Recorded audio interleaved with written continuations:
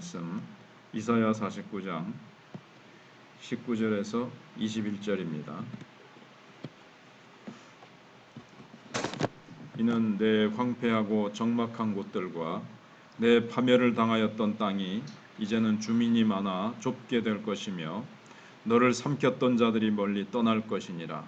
자식을 잃었을 때에 낳은 자녀가 후일에 내 귀에 말하기를 이곳이 내게 좁으니 넓혀서 내가 거주하게 하라 하리니 그때에 내가 내 마음에 이르기를 누가 나를 위하여 이들을 낳았는고 나는 자녀를 잃고 외로워졌으며 사로잡혀 유리하였거늘 이들을 누가 양육하였는고 나는 홀로 남았거늘 이들은 어디서 생겼는고 하리라. 아멘. 제목을 붙여본다면 계속 하나님의 영적 자녀들입니다. 이제 어제 새벽인가 그제 새벽인가 육적인 이스라엘, 혈통적인 이스라엘은 망합니다. 사실 아수르의 북쪽은 끌려가서 망하고 남쪽 유다는 바벨론에 끌려가서 망하고, 그래서 이 육적인 이스라엘은 사실은 없어지고, 그래서 이 육적인 이스라엘의 껍질을 깨고 이제 영적인 이스라엘이 태어납니다. 그게 이제 신약 시대의 교회를 말합니다. 우리들이죠. 거기는 이제 유다와 가나안 땅이라는 요 범위를 넘어서는 겁니다. 이스라엘, 구약 이스라엘은 이제 가나안 땅이라는 거기에 이제 한정되지요. 지리적으로도 그렇고 또 혈통적으로도 그렇고 이스라엘이라는 것, 그다음에 육적인 이스라엘, 물리적으로도 가나안에 이렇게 한정되어 있는데, 이제 하나님께서 이 육적인 이스라엘은 어떻게 보면 이제 하나님이 실패하신 것이 아니라 이스라엘 백성들이 불순종했기 때문에 실패했고, 하나님께서 이제 영적인 자녀들, 영적인 새 이스라엘을 하나님께서 이제 세우실 것을 신약 시대를 내다보고 이제 하시는 말씀입니다. 그러니까 누구든지 이제 예수 이름을 믿는 자는 하나님 백성이 될 수 있기 때문에 굳이 유다 땅에 있어야 될 필요가 없습니다. 또 그것으로 이렇게 데리고 와야 될 필요도 없습니다.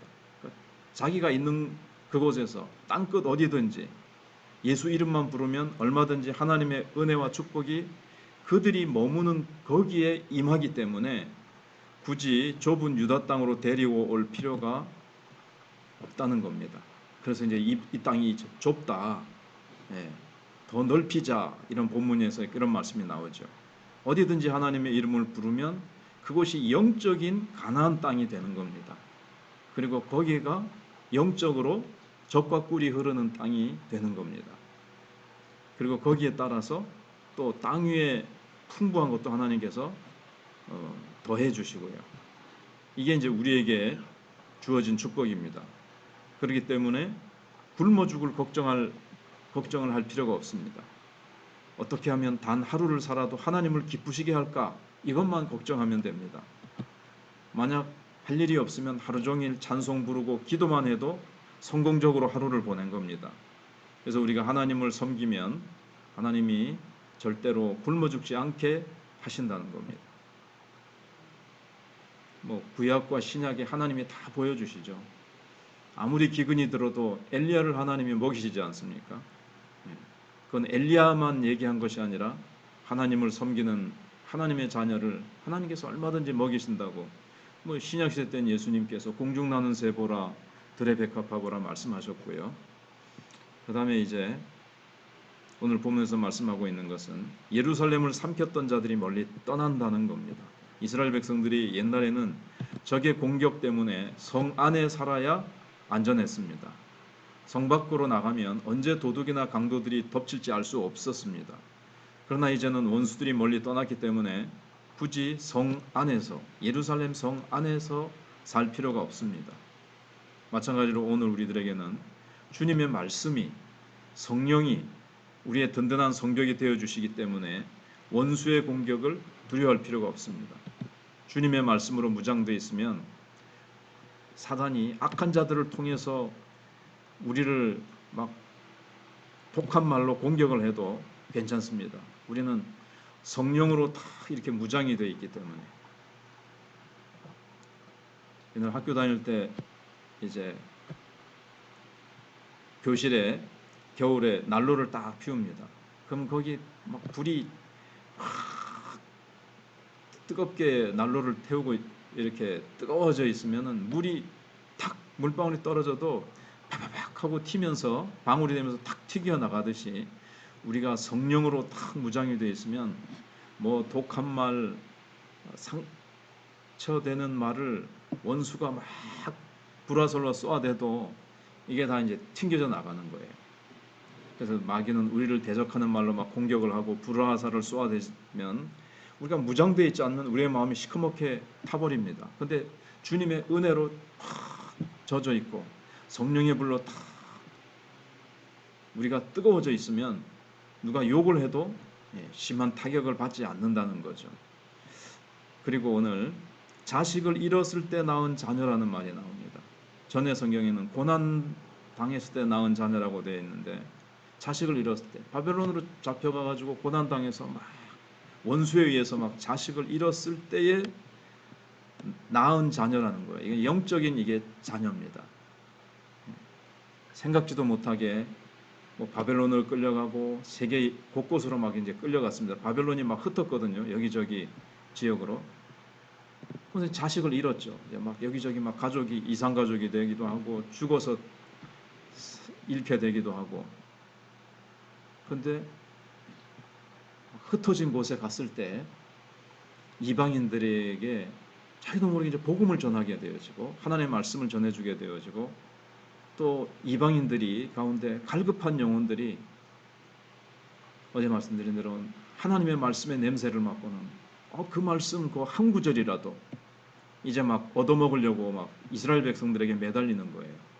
그러니까는 동방박사 세 사람이 나중에 이렇게 동방박사들이 찾아오거든요.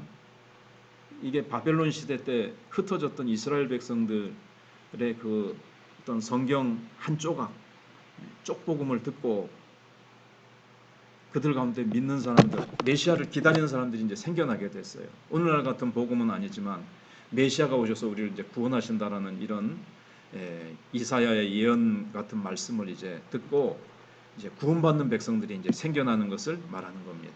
그래서 자식을 잃었을 때 생겨난 자식들입니다. 이게 영적인 자녀들이죠. 그래서 우리 그리스도인들의 고난은 의미 없는 것이 아니라 고난 당함으로 말미암아 이게 무궁무진한 전도의 기회가 됩니다. 우리가 다 아무 일 없이 편하게 귀족처럼 산다면 누가 전도를 받겠습니까? 우리가 시장에서 장사하면서 또 뭐 학원에서 아이들을 가르치면서 또 뭐 신문이나 우유나 요구르트를 배달하면서 혹은 하나님이 또 잠시 아프게 하셔서 병원에 입원한 동안에 옆에 있는 입원한 사람에게 복음 전하다가 그게 이제 우리가 고난 당했을 때 하나님께서 그 고난을 통해서 복음이 전해지게 하시고 예수 믿는 사람들이 이제 생기게 된다는 겁니다. 그래서 복음을 너무 좁게 가두지 말고 모든 사람이 다 들을 수 있도록 문을 열라고 합니다. 그때 이제 우리는 놀라게 되는 거죠. 21절에 그때 네가 네 마음에 이르기를 누가 나를 위하여 아들을 낳는고 나는 자녀를 잃고 외로워졌으며 사로잡혀 유리하였거늘 이들을 누가 양육하였는고 나는 홀로 남았거늘 이들은 어디서 생겼는고 하리라. 나는 외롭고 쓸쓸하고 힘들게 그렇게 끌려가고 잡혀가고 참 고난의 밑바닥에 들어가게 되는데 하나님이 그 고난을 이용해 가지고 하나님께서 영적인 자녀들을 낳게 만드시더라는 거예요. 그래서 우리는 하나님이 구원을 베푸시는 것을 위해서 우리는 할 게 없습니다. 사도 바울도 빌립보서에 보시면 감옥에 들어가는데 거기서 또 복음의 역사가 나타났어요. 시위대 뜰 안에서 또 믿는 사람들이 생겨났습니다. 감옥에 들어갔기 때문에 그 감옥 안에 있는 시위대 군인들이 예수를 믿게 되고 그래가지고 가이사 집 사람들이 또 복음이 듣게 되고 그래서 우리는 단지 내 문제에 빠져서 연단받고 신앙의 훈련을 받았을 뿐만 아니라 그러니까 바벨론으로 끌려가서 연단받을 뿐만 아니라 그 연단의 과정에서 하나님께서는 또 수많은 사람들을 복음을 듣고 하나님의 백성이 되게 하는 역사를 일으켰다는 겁니다. 이게 이제 사람의 힘으로 되는 게 아니죠. 우리가 연단받고 정말 인생의 밑바닥으로 훈련받을 때에 하나님께서는 우리를 통해서 하나님의 백성들을 통해서 많은 사람들을 양육하시는 것을 봅니다. 그래서 우리는 인생 밑바닥에 굴러떨어지는 한이 있어도 하나님 말씀만 붙들고 믿음만 지키면 거기서 교회를 세울 수 있고 많은 영혼들을 건질 수 있습니다. 사실 우리나라 사람들은 60년, 70년대 막 못 살 때 막 이민을 많이 갔지 않습니까? 지금 세계 많이 흩어졌는데 가면 교회가 세워져요. 가면 사람들, 우리 한국 사람들은 벌써 믿음의 사람들이 교회를 세우고 한인교회가 곳곳마다 이렇게 있습니다. 그들이 거기에 가가지고 낯설고 물서른 곳에 가지고 얼마나 눈물 흘리면서 고통받았습니까? 근데 거기서 우리나라 예수 믿는 사람들이 기도하고 교회를 세우고 또 같이 갔던 한인 사람들 중에서 교포들 중에서 예수 안 믿던 사람들이 외로우니까 주일날 교회 와서 한국 음식 먹으려고 왔다가 또 예수 믿게 되어지고 이렇게 고난을 통해서 또 그렇게 되어지고 또 한류바람이 불어서 지금 얼마나 사람들이 우리나라 사람들 복음 전하기 좋은지 모르겠습니다. 그래서 하나님께서 참 이 우리가 능력의 말씀을 붙들고 있으면 우리는 어디 가도 우리를 통해서 하나님께서 구원의 역사를 베푸시고 부흥이 일어나는 축복이 임하게 하시는 것을 우리가 볼 수 있습니다.